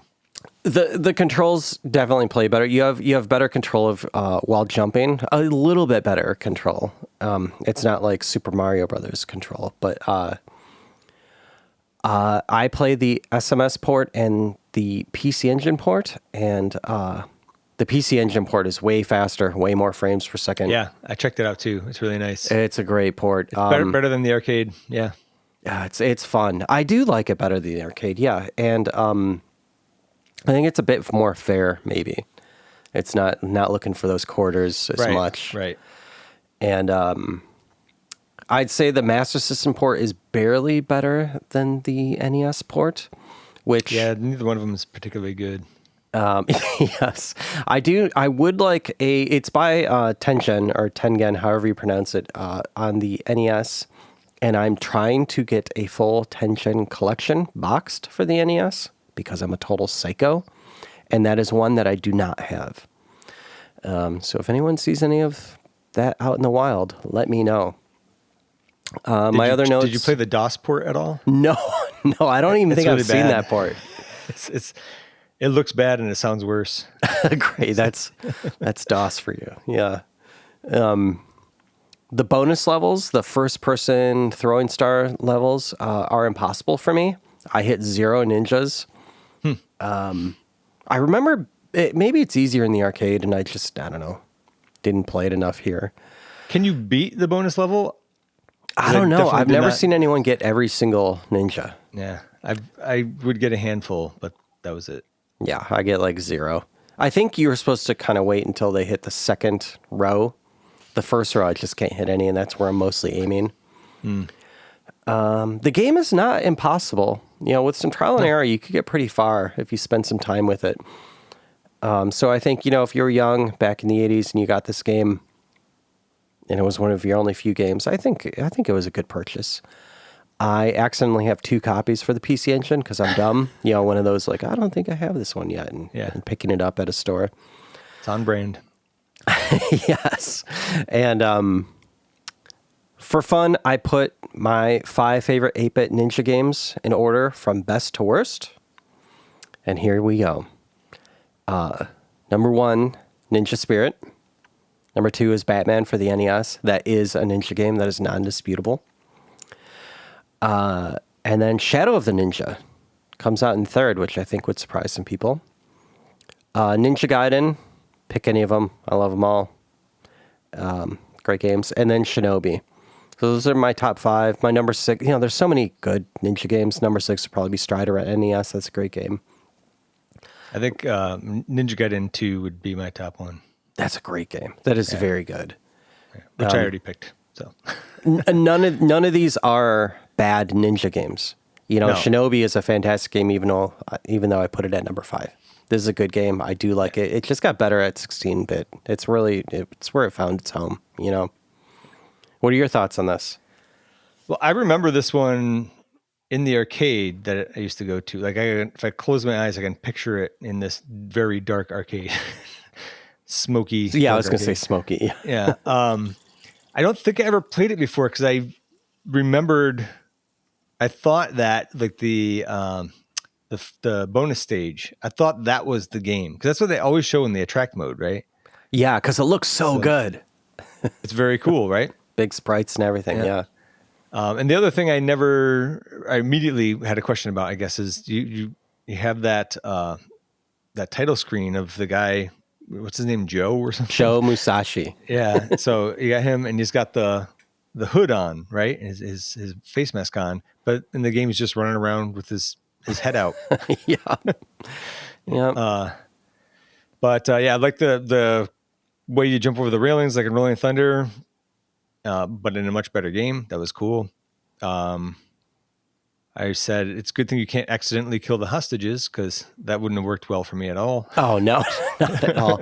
Oh, one thing I forgot to mention, and tell me if this confused you too. It took me about 3 or 4 plays to realize that you don't get hurt when you jump on top of an enemy. You bounce off them, and you need to use that mechanic a few times. Oh, I never really found a way to make that useful, but now that you mention it, it probably would have helped. In later levels, there's no way to get past a few parts if you don't like bounce off 1 or 2 of them before killing them. I only made it about halfway. So the first bad guy, I think it is, the first boss you have, His name is Ken O. And I went to grad school with a guy named Ken O. I lived like right below him. It's pretty funny. He was the boss of your dorm or whatever. That's right. Yeah. And then in addition to jumping onto enemies, just jumping around, it sounds like you're being hurt every time you jump. It's like, yeah. The bonus stages are fun. Thankfully, you have infinite throwing stars. Also, thankfully, in the regular game, too. You had ammo. Which is another upgrade from Rolling Thunder, right? Yeah. Yes, exactly. The black turtle helicopter, it sounds like it's powered by blowing bubbles. Like the sound that it makes was a unique choice, we'll say. Which was it? Are you talking about the PC Engine or a different port? The arcade. I mostly just played the arcade. I played like the very first stage of a bunch of different ports after I played, because I wanted to get through the arcade port, but I couldn't get past, I think 3-1 maybe. It's just, I got all the hostages. I couldn't get to the exit. You get, thankfully, you don't have to get the hostages again when you die, even when you continue. So you just have to get to the end. And I would get to like a part where I have to jump over a crate. And as soon as I do that, there's like 3 red ninjas, 2 blue ones, and a green one or something just all come out of nowhere. It's like, I don't know what I'm supposed to do. And I had to use the magic before that to get past another spot that was too difficult. So I eventually ran out of time on that. But now, how does the magic work? I didn't really remember. Like, is it like... You get 1 per stage, as far as I could tell. 1 per stage per life, essentially. It's not like a Golden Axe where you pick up, you can like get more powerful not that I found. magic. Yeah, I did one time end up with like upgraded throwing stars. They would like explode. I don't know how that happened. I think I got an upgrade from a hostage because coincidentally, far after you picked this game, Padukin put out an episode on the Shinobi port of, the arcade port of Shinobi. Oh, cool. I like that podcast. I'll check that out. Yeah, it was really interesting, obviously, because it's a good show. But they were saying something about you can periodically get weapon upgrades from hostages, I think they said. And I only saw it that one time. And I couldn't figure out what... It just seemed like the magic depended on the stage that you were on. Sometimes you had a bunch of clones of yourself, and sometimes it was like a whirlwind. It was weird. I did think the music on stage 2-2, I'm not sure if it's the same for all of the stage 2 dash whatevers, but I did notice on 2-2, I was like, man, this reminds me of something. I finally figured it out. It reminds me of the song Everything She Wants by Wham. So go listen to those 2 things and tell me if I'm right or wrong. I'm glad you mentioned that, because I played really quietly because my son's really gotten into The Simpsons, and so I've been watching it with him, and so I've been playing my Analog Pocket really quietly. So I didn't listen to a lot of the audio. So I'll go check that out. Yeah, listen to the stage 2 music for sure. But that's about all I had on it. I had some more notes, but we pretty much covered it already. Nice. Let's move on to Crush Roller from Shinto. Yeah. And again, Shinto, thank you for being on the podcast. It was great having you on. You are also welcome anytime you like. Yes. And you have a lot of notes for this one. You want to start this one out? Sure. So this is Crush Roller, also known as Make Tracks. It's a 1981 arcade game developed by Alpha Denshi, published by Kuro Samno in Japan, and licensed for North America by Williams, and in Europe by Karatiko and Exidy. Not sure why it's 2 companies or if that's the name of one company. I didn't get that far. And it's not ecstasy. It's ecstasy. Not that you said that. I just don't want the listeners to think that. I was like, oh no, did I say that? No. So it's a maze game. It's basically reverse Pac-Man. It's a little more complicated in that you have some bridges in certain areas, and therefore you have tunnels. I always like to say under every bridge is a tunnel. And you control a paintbrush, which I thought, to me, it looked like a ripped out eyeball. It really does, yeah. I didn't know it was a paintbrush until I read what the game was about. And you need to paint the entire layout, there's a lot to paint there. And if you got to paint all of it to advance to the next stage, just like in Pac-Man, you got to eat all the dots to go to the next stage. And I never made it past that first stage. I spent a good long time trying to do it. I couldn't.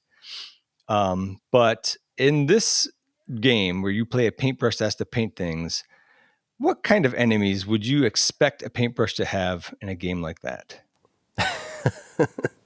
Yes, I'll let you finish the That's joke. right, Yeah. fish. Yeah. Fish come out of the aquarium. There's aquariums there. Fish come out of it, and they chase around a paintbrush. And if a fish touches you, you lose a life. There are 2 rollers that you can push into the fish to kill them. I couldn't get that to work. I had trouble setting it up even. And I never lasted long enough to do that. Or sorry, I never lasted that long in the game. But if you do play it for some time, and I did confirm this by watching some playthrough, sometimes like a person or an animal walks in the paint. The playthrough that I saw, it was a cat, I believe, walks in the paint and it leaves footprints, and then you need to repaint that. So I had that happen a few times. It's giving you more work to do, which sounds extremely frustrating. So I didn't play it very long. I found it to be frustrating, and the music was quite shrill. So apologies to Shinto, but this was not a game for me. But it was interesting to learn about. What port did the you arcade? play? I just played the arcade. I probably should have looked at a few other ports. Did you play other ports? So the only other one I know of is the Neo Geo Pocket Color, and right, I think it's way better than, because that's 1999. So 1981 to 1999, the music's better. Everything's better, and but it is a bit simplified too. A bit, maybe just the level. That would design. be okay. Yeah. Yes. I think you would like that one better. Now, I'm saying that knowing, everyone should know I did not play the arcade port ever. So I'm just assuming. But I did look at some video of it. Let's see. Oh, so I tried to play on my Switch because I have the Neo Geo Pocket Collection Volume 1. And I was like, oh, yeah, I totally own this game. No, for some reason on the Switch, it's not there. It's only on the Steam port of the Neo Geo Pocket. That's interesting. Collection. Yeah, I wanted to play both of these on the Switch if I could, and neither one of them was available on the Switch. Yeah, unfortunately. Yeah. I thought maybe, I thought that Shinobi was on the Genesis, and then maybe you could play it in the NSO. Expansion pack thing, but that's Shinobi 3, I think, and it's not on there anyway. And Revenge, yeah. Both great games. Yeah. What else? Yeah, I made the Pac-Man connection as well. Pac-Man came out 1 year before this game, so were they being worked on at the same time? Yeah, it was probably being in development at the same time. So is it like how there were 2 volcano movies at once and 2 asteroid movies at once? Yes. The enemies are brutal. Did you find them just like right on you all the time? You can't, like in Pac-Man, you can outrun the ghosts a little bit, right? Mm-hmm. Yeah, you cannot outrun them in this. Not in the arcade port anyway. They like as soon as they're on you, and that's why it's so difficult. You cannot you can't gain any ground on them. Mm-hmm. Yeah, it's definitely tougher than Pac-Man, and I wonder if Splatoon was in part inspired by this. Oh, it's kind of a stretch. I can see that. I mean, it's still the same idea: cover everything in paint. The developer also did Magician Lord, World Heroes 2, and Twinkle Star Sprites, which are other great games. Did you pick Twinkle Star Sprites? Or am I thinking I think I did before, and I think we did Magician Lord too. I don't know. Maybe. That Magician Lord is one, man, I put like $20 into that one day in the arcade. It's a good game. It looked like, at the time, I remember it looking and sounding amazing, and now I go back and play it, and I was like, this is just kind of like slightly better looking Altered Beast. Yeah. Yep. Yeah. So, my final note here is, I liked it. I definitely liked it more than you. I think I played the proper port of it. If any listener has any recommendations of more Neo Geo Pocket games we should check out, please let us know. Email at retrogameclub.net or in Discord or any of our socials. And the only Neo Geo Pocket Color game I own is Sonic. So, need to know what else I should get. But I probably have them on the Switch games that I have, the collections. What, you have any closing thoughts on this one? Only that I wish I had known about the Neo Geo Pocket Color version and tried that. Well, what do you want to play next? I am going to do a blatant cross promo for my show and pick Alien vs. Predator, the arcade game, which is something I actually did spend a lot of time playing. I found that you can play it on archive.org and checked it out there, and it works. So that's my next pick. Nice. I tried to find something in the same universe that I wanted to play, and that's a lot of light gun games and stuff like that, and other things I just didn't want to get into. So this is a last-minute pick. I picked this from my list of games Rob should play list, and this is a game I have played, but I haven't spent a lot of time with it. Shapeshifter on the TurboGrafx CD. I think it's on other systems too. I'm looking at it right now, and it looks interesting. It's one of those games that doesn't play like you think it will, and so you kind of have to get used to the controls. But once you do, it's pretty good. So again, that's Alien versus Predator, Shapeshifter. Please email us if you play any of those games. If you play Crush Roller, probably for Neo Geo Pocket Color, Shinobi. If you have any thoughts on the Bliss box or know what my weird memories are of it, and definitely if you play any of the Zork trilogy, if you play that really long title game, Peter Jackson's King Kong, the official game of the movie, or if you download 262 gigs of Windows 95 games, please email us. Email at retrogameclub.net. We have our link tree in our show notes and our Discord. And we have some good feedback here this time. Hugh writes in about the Master System version of Shinobi. It's pretty good, but it's slow compared to the other ninja games of the era. It took him way too long to realize that the home version of Moonwalker is just a Shinobi with Michael Jackson. And it's pretty blatant after you realize it. Like, wow, they really just reskinned a game, huh? And then as for the Jaguar, he thought because we had a game club question of the episode of what Atari could have done to save the Jaguar. And so Hugh answers it with the biggest problem was lack of mainstream games. Like it had NBA Jam and Doom, but that was about it. It needed a Madden or a popular 101 fighting game. And there was no reason for someone to buy it, over a Super Nintendo that had Mario and Zelda. And he also notes that the Jaguar had Mortal Kombat 3, almost had Mortal Kombat 3, and he links to an article, and it has a planned release of second quarter 96, which is way late. The PlayStation, Saturn, and probably the Genesis, Super Nintendo, and Game Boy all had it for the 1995 holiday season, and the Jaguar was on ultra mega clearance by the second quarter of 1996. Yeah. That is. It's a little late. Too late to the party. Yeah. Yep. He says that we are in his Spotify rap list at number 3, which was not bad considering the other shows have weekly episodes, unlike us. So that's cool. And wants to mention Bovi Divine's FM Towns Marty episode. He thought it was great, informative. But it also convinced him that he is glad he never got into the system and should never consider even getting into it because it seems like a pain. And then another quick mention that he ordered the Intellivision Sprint and that Atari shipped it on time, but FedEx still hasn't delivered it, and it's been somewhere for 2 weeks.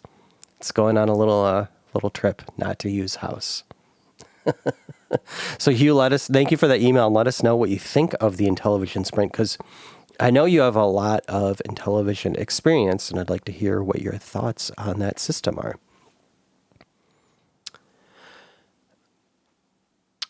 All right. And we got an email from Majors. And I spent too much time playing Metroid Prime 4, so I did not do my normal pre-read. So if I extra butcher it, I extra apologize.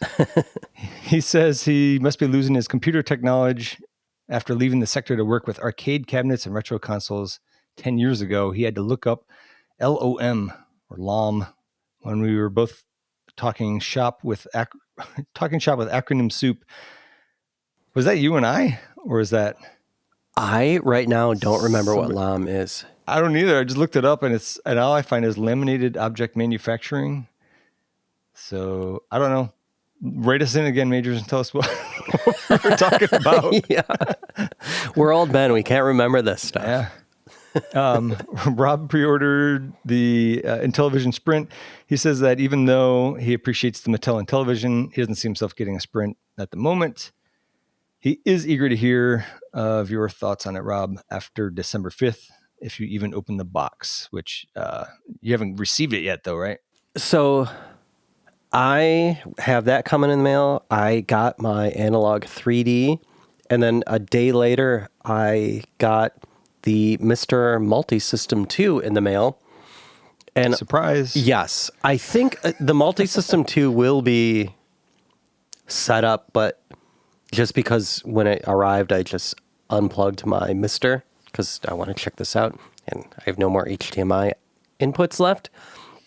But this is my disclaimer that we are house hunting, and I will hopefully have a game room in that next house, and everything will be set up and played then. But until then, I'm trying to keep things boxed because we are actively looking. So who knows when I will have to box stuff up. Hopefully sooner than later. So yeah, good luck with that. That's not a fun time. No, not in the second most expensive city in the world. Nope. But sorry, go on. So Majors continues about OS 7 ported to x86. OS 7. For Mac OS 7. That's right. Yep, Mac OS 7 ported to x86. I should have proofread this. He got a little excited when we talked about the Mac OS port, then realized we were talking about the Intel x86, not the Sharp 68,000. I guess a little of his dyslexia. I guess he has hearing dyslexia too, I guess. That would actually be a cool port. Similar processors, right? Yeah. Yeah. With the Bobble port to the C64, he says you mentioned his appreciation for the Bobble, and you mentioned your appreciation for Bobble and its spin-off Puzzle Bobble and Bust-A-Move, and that reminded him of learning an early prototype. He visited some friends a couple weeks ago in Philadelphia for the annual Neo Geo Nerd Out event. Neo Geo Nerd Out evening that they have. And his buddy showed him his working Bubble Buster on real hardware. Neat. The game does exist in MAME, but as far as he understands, there's no known PCB existing of the prototype, or at least not one found in the wild. With some EEPROM burning and slight modification of code from an online forum member, he got it to run. The game is basically identical to the released Puzzle Bobble we all know and love, save for the title screen, no dinosaurs moving, your arrow, and high score screen. It does have different music too. And he says that he reckons this falls into the project section of the podcast. And he sent a picture of the screen. Mm-hmm. Whoops, I just deleted it. There we go. His friend's progress of getting it running on the real Taito B system hardware can be found in the arcade projects at arcadeprojects.com. I'll put a link in the show notes for this. Hopefully I remember, because that's too much link to rattle off in a podcast. But it does sound interesting. I'd like to see how he got it running. The interview with Steve Garwood was very enjoyable to Majors. The interview, any first-hand account of TurboGrafx history is always welcome. And he loves Steve's insight into how the sausage was made, so to speak, for the TTI TZD.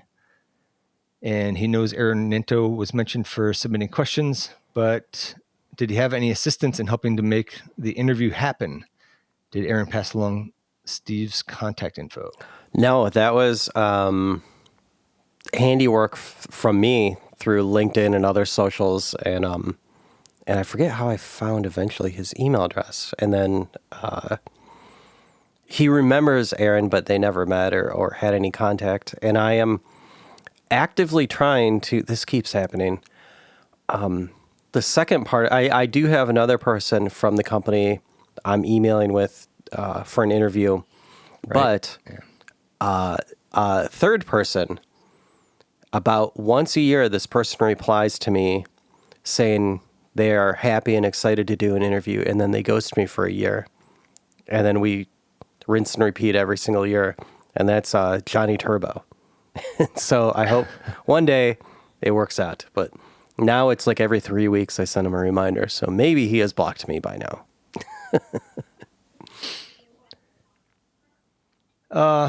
Majors continues. He says he's beating a dead horse with TurboGrafx being 8-bit or 16-bit. He's not going to change his mind with the he's not going to change his mind because of the pedantic conversation. He lived through the console wars of the 90s. Do I have to go back to the hell again? That one's for Rob and all the Neo Geo listeners, he says. Nice. And he'd like to commend Rob on his retort when dealing with folks that dismiss the TG16 and PCE as 8-bit when he says, looks 16-bit to me. So that's how I feel about it. I mean, it does definitely have the better graphics palette. I will give it that. And he says sometimes he also defends his beloved console with something along the lines of, it's really damn good for being 8-bit then. Yeah. Which I agree. Yeah. Hopefully he can get caught up with episode 208 before Thanksgiving. He's headed to Knoxville this weekend for a fighting game tournament. And then he's got a part 2, so maybe he did catch up. He recently got a new phone and didn't get all his old podcast subscriptions transferred over. One podcast being Shinto's Game by Game Japan casts was one he had missed. So he was glad to be reminded to be able to resubscribe again to get his Jaguar ASMR, as you had called it before, Rob. Mm-hmm. Shinto's approach and verbal cadence on his show is very relaxing and informative, and he always looks forward to his story time segments in the end. Yeah, I love him. Great podcasts. And a great narrator, too. Yes. Talking about the Castlevania port for the 2600, it reminded him of the INTV, Intellivision port, that came out a few years ago. But there wasn't one for Castlevania? That sounds vaguely familiar. He hasn't kept up on that homebrew, but he thinks it's already sold out. But I'm sure one can find it around if they wanted to try it out. And he's got a link to some Atari Age and Indie Retro News about that. How could you make a port of Castlevania for Intellivision and then sell it? Isn't that copyright? Unless Konami did it, which I know they didn't. Yeah, yeah. Maybe it's a Castlevania-like, and it's called something different. Yeah, it's called Intellivision. Okay. That's probably legally different enough. Shinto and Rob talking about MUDs and how they tank their grades. He can relate to that, but instead of MUDs, it was IRC for him. Too many school nights going to bed at 3 a.m. because he was caught up in online chat, usually about the band Rush or anime. I think Rush is, I don't know if it's an underrated band, but I feel like not that many people listen to Rush. They were really popular. Yeah, right? I love them. I've seen them a few times. They're actually touring again with a new drummer. Who's their drummer? Do you know? No, I have no idea. Because Neil Peart would not be easy to replace. No. He enjoyed the conversation with Shinto and feels he's definitely part of the Retro Game Club Venn diagram. Hard to agree there. He also caught his Alien Crush and Utopia shoutouts and senses that he has some love for the TurboGrafx 16. So maybe if he comes back on, he can talk about that a bit. Yeah. And lastly, he says, thanks for the repost of the Rebecca Heinemann interview. It was a nice tribute, even with your hectic schedule. Yeah, I it's second my that. pleasure. It was a nice thing to have.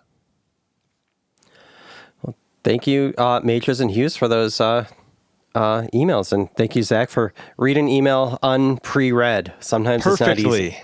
Anytime there's a mic in front of someone and someone says, read this, it's never easy. Well, and then like I botch one line, I start sweating. I used to, when I was an audio engineer, I did a few audiobooks and some pretty significant ones. Okay. And I didn't read them. I recorded them. Okay. I can't believe these people could just read for 3 or 4 hours straight. Just Wow. with Yeah, I minimal. would have thought that there would be a lot of editing involved. But There's I a guess lot of that's why they editing, get- but there's a lot less than you'd think. Yeah. yeah, I guess that's why they get paid to do it. Yeah. Yes. And we got a lot of great social stuff this week. Was there anything Atari could have done to make the Jaguar a success? As Oliva writes in with possibly the winning answer, to not be run by Jack Trammell. Yeah.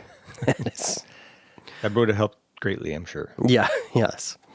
Bovine writes in saying having an SDK that would have helped the devs take advantage of the dual 32-bit processors, Tom and Jerry, instead of mostly falling back to the 68K processor that was only supposed to be used for audio and I/O. Yeah, that definitely would have helped. How does that even work? That you can use the audio processor to run game code on it? I don't know. I know. The Genesis is the same way, right? With the and the PS2, they kind of all do that. I actually asked. This is probably a few weeks ago. I actually asked ChatGPT how that's possible, and it told me. And Okay. I already forget. All right, well, I'll look into it. Yeah, it was interesting, though. It was simpler than I thought it would be. And then Eric from the Pacific Northwest writes in to be cheaper and to have better marketing would have helped, better third-party support, and better supporting their late 80s or early 90s. Or not like screwing up in the late 80s and early 90s, pretty much saying the truth, which is they made every bad decision possible. Gordon writes in saying to give up on the 7800 earlier, and that he just wants to say Atari Lynx was literally the best. And yeah, that was an amazing system. I put my comments last because I didn't want to read mine first, and because it echoed what everyone else said, and I didn't want them to think I was just like taking their answers. So, just like the Saturn and the PS3, it just needed a better SDK, I think, and to use the 32-bit processors more easily. These CPUs could have easily done like a Street Fighter 2 Turbo, or even a collection, a Madden, a FIFA, however you pronounce it, or other big third-party games. So, yeah, what you all said. Everybody was right. Yes. And then what are the best Zelda likes? Majors writes in saying Atari tried hard with Secret Quest to be its Zelda, but he would have to vote for Golden Axe Warrior for the Master System. Yeah. And I haven't played either of those. Have you? I played Golden Axe Warrior, I think, yeah. You like that one?